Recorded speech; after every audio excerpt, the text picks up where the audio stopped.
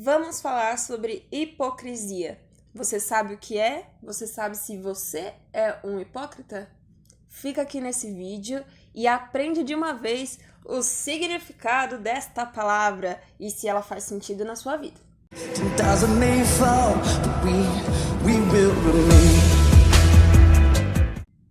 Olá, meus queridos, sejam muito bem-vindos para mais um vídeo. E hoje eu vou falar com vocês, tô até cheia de coisa na mão aqui.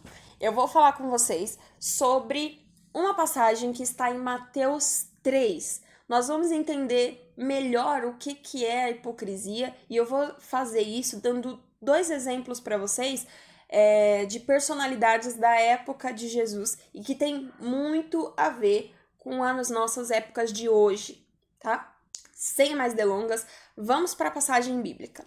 Lá em Mateus 3, no versículo 4, ele está falando a respeito do ministério de João Batista, tá? Nós vamos dar ênfase no versículo 6, mas para a gente entender é melhor pegar alguns versículos antes, tá bom? Vai dizer assim: João usava uma roupa de pelos de camelo e um cinturão de couro em torno dos rins.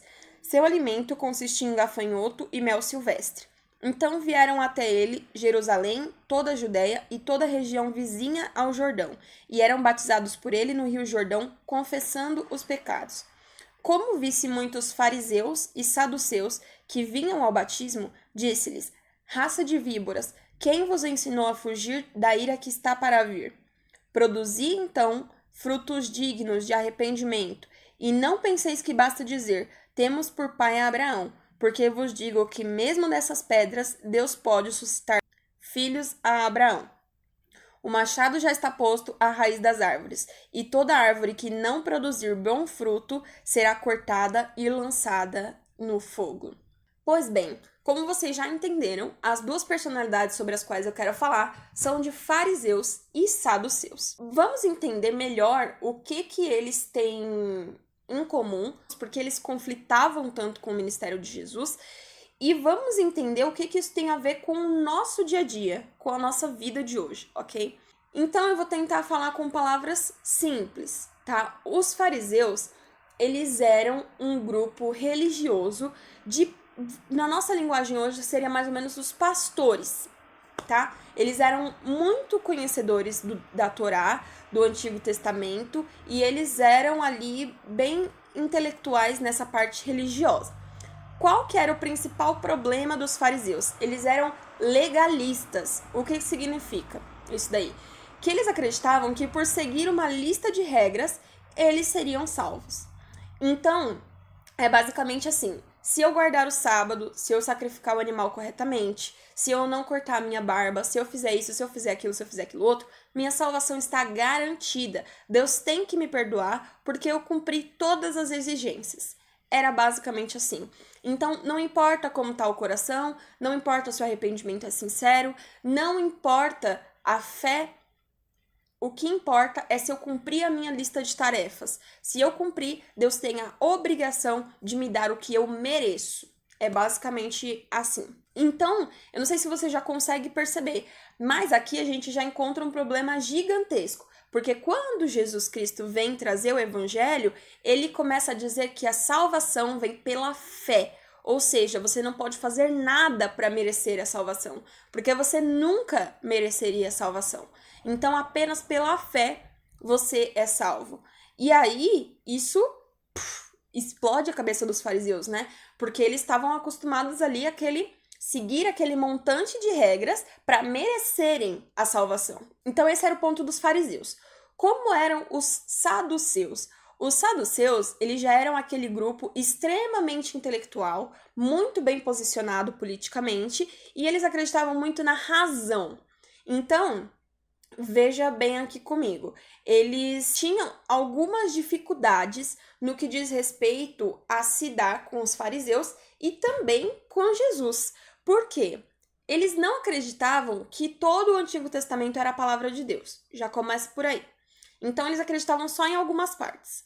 Eles não acreditavam em anjos e demônios. Não acreditavam em ressurreição. Então, você percebe que tudo aquilo que foge do que é palpável, do que eu posso tocar, eles não acreditavam. Isso exclui uma parte da fé, porque a fé é você confiar sem ter provas reais de que aquilo realmente vai acontecer. Você confiar em Deus.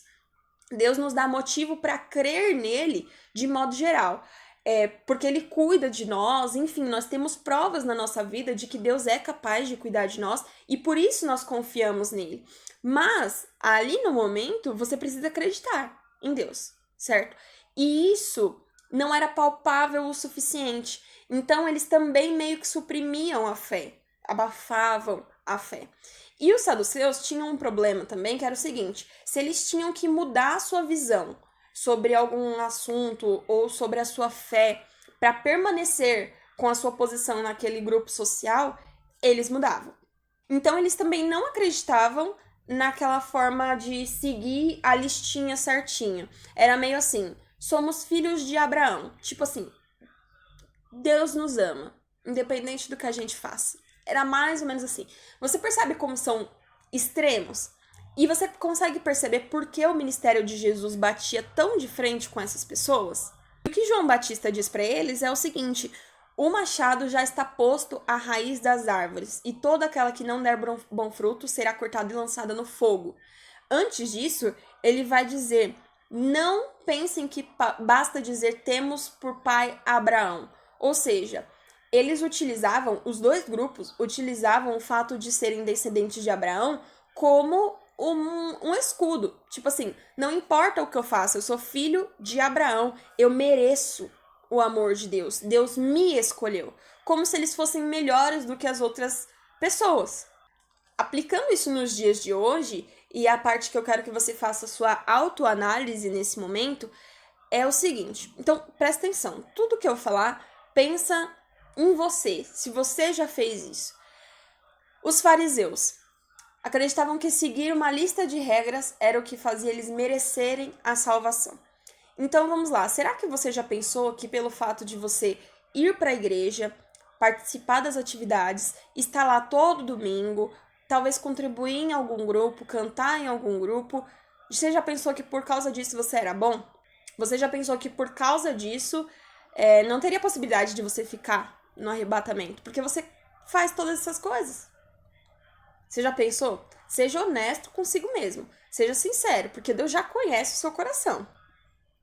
Pensa aí. Você já acreditou que pelo fato de você vir de uma família cristã, pelo fato de você estar sempre ali na igreja, você merecia alguma coisa de Deus? Mesmo que inconscientemente, às vezes a gente pensa assim sobre essas coisas e a gente se sente dessa forma, como se Deus devesse alguma coisa pra gente pelo fato da gente cumprir muitas regras ou cumprir muitas coisas. Agora o segundo lado, que é o lado dos saduceus. Pensa sobre você também.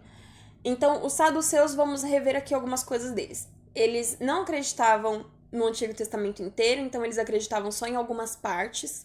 Eles colocavam a razão acima de tudo, eles eram muito bem posicionados politicamente, e eles, quando necessário, para agradar algumas pessoas, mudavam o seu posicionamento. Você já mudou o seu posicionamento para não perder alguma amizade? Já deixou de falar uma verdade bíblica para alguém porque você sabia que poderia perder a companhia daquela pessoa ou perder alguma coisa naquele meio? Você já desconsiderou partes da Bíblia que não eram convenientes para você? Porque pensa o seguinte, eles não acreditavam em anjos e demônios. Eles não acreditavam na ressurreição. Como você acredita em céu se você não acredita na ressurreição? Como você acredita em Deus se você não acredita em anjos, em demônios? Sendo que na palavra de Deus, no Antigo Testamento, já falava a respeito de anjos e demônios. Então você percebe que os saduceus, eles recortavam da Bíblia aquilo que não era conveniente para eles e pegavam apenas aquilo que eles concordavam, aquilo que lhes favorecia.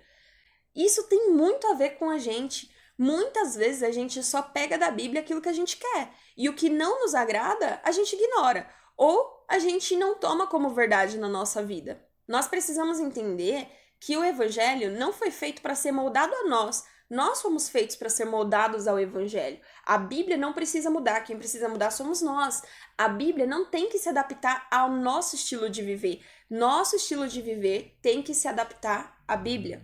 Ok, Mayara, eu consegui perceber que eu tenho agido dessa forma. Talvez você não tenha falado isso pra ninguém, mas dentro de você tem vivido como se Deus te devesse alguma coisa, ou você tem vivido recortando partes da palavra que te interessam e ignorando outras. Então, se você percebeu que isso tem a ver com você, que você se comporta dessa forma, o que é que você faz agora? João Batista dá para eles o passo a seguir, né? João Batista vai dizer o seguinte: produzam então frutos dignos de arrependimento.